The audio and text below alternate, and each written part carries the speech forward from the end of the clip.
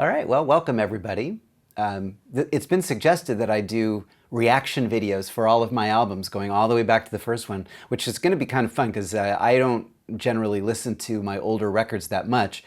So we're going to start today with The Mask of Memory, which was released in 1994, so it was 30 years ago, next month actually, that this album was first released. And this was my very first full-length CD that I produced on my own. And let's just get right into it. This is, the opening track is called The Vanishing Red, so let's go. Ah, yeah. Nice opening note there. I remember that I really wanted to make sure that the first track on my first album, that it begin like, boom, we're in. So I just started on that low C note. And that there's that kind of ping-pongy sound that's going back and forth between the left and the right side. That was inspired by a track by Depeche Mode that was on the album Violator, which had come out a couple years before this. It's a track called Waiting for the Night. And so it's got this really nice little ping-pongy thing in there. Oh yeah. And this kind of creepy piano chord progression, which began its life as a completely different piece of music. There was a song called The Red that I had written with my friend Mark Steensland several years before this, actually about 10 years before this, now that I'm thinking about it. He and I had written a song called The Red, and that chord progression was the progression of that song. And that song never really went anywhere, and we didn't release it at any point. But I always loved that chord progression, so I kind of transposed it and brought it into this piece and called it The Vanishing Red. And that title, The Vanishing Red, is taken from a poem by Robert Frost, whose poems I used quite a lot in the early part of my career to inspire titles.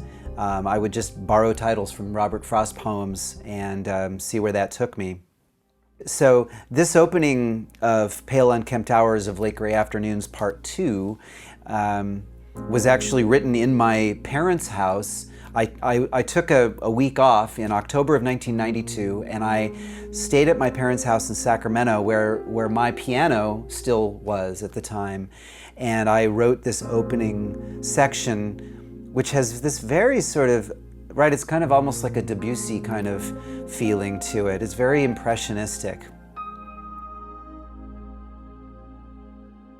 Nice long kind of, almost sort of film music, almost cinematic in its style here. And I remember when I wrote this flute melody that becomes a string melody in a second. This was a major turning point, really, in my life as a composer, right here.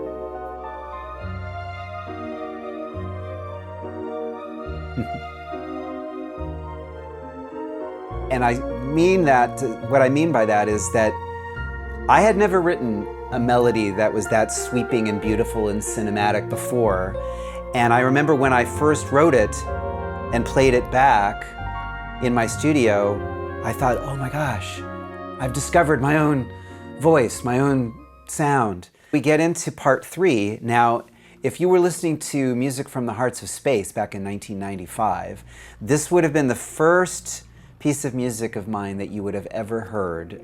This is Pale Unkempt Hours of Late Gray Afternoons Part 3. Really, this entire piece of music was my kind of take on Tangerine Dream's Rubicon, the first part of Rubicon.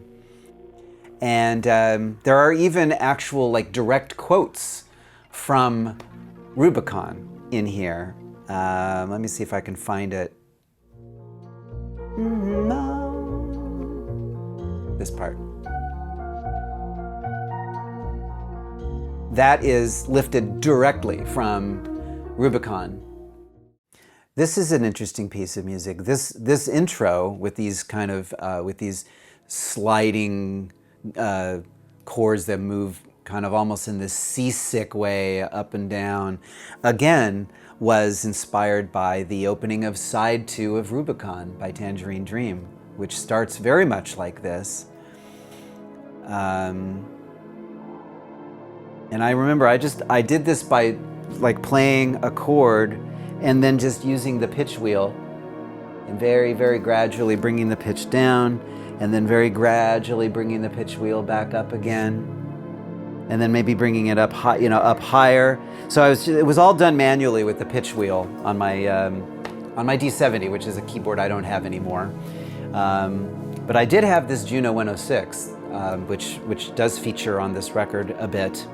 So then this piece, after that long intro, we now hear a live violin track, which was played by my friend Rachel Amov.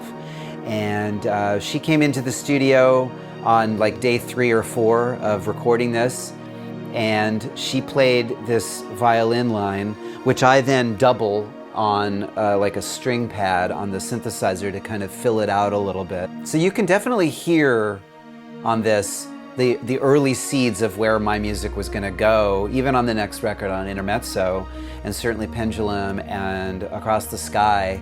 This string melody played over a synthesized ambient soundscape. When I was making Mask of Memory and recording it, I remember that I was listening to Tangerine Dream's live album that came out in like 92 or 3, called 220 Volt Live. And this piece of music was very definitely related to that style. So it's got a little bit more of an electronic rock feel to it, especially when you get in at around the 445 point. Right, we have this like kind of very tight kind of Stuart Copeland snare drum happening.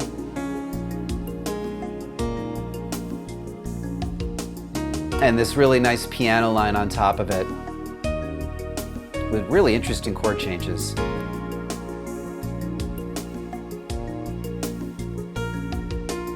So you can hear that I'm still trying to find my way, obviously, as a composer on this album. Not really sure what I'm doing, but I think, the quality of the music is very good. When the piano comes in there at 120, this whole section to me is it sounds a little bit like a hybrid between Harold Budd and George Winston. A little more Harold Budd. But again, some really beautiful extended harmonies there. That's really pretty. Right, so this piece of music kind of winds down for a little while, and then we end up with the very last track, and this is the piano. This was recorded live in the studio. It wasn't originally going to be done that way, but I was not happy with the sort of MIDI file that I had created, so I just said to the engineer, I'm like, can we just, because there was a piano in the live room, so we just mic'd up the piano and I improvised this piece of music on the piano.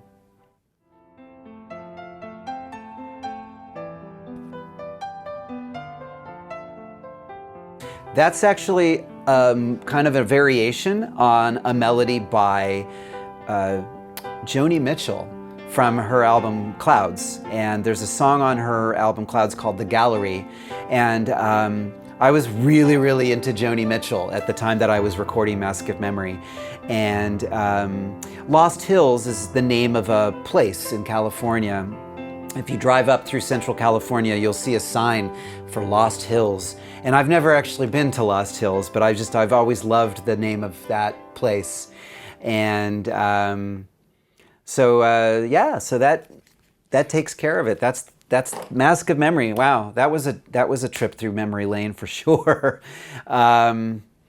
I also, hats off to Bill Blumhoff, who was the photographer who gave me that cover image of the ladder. That's actually a ladder going down into a kiva, which is a place in like Mexico and West United States. A kiva is an underground chamber that is created for the purpose of rituals, like a spiritual or shamanic ritual.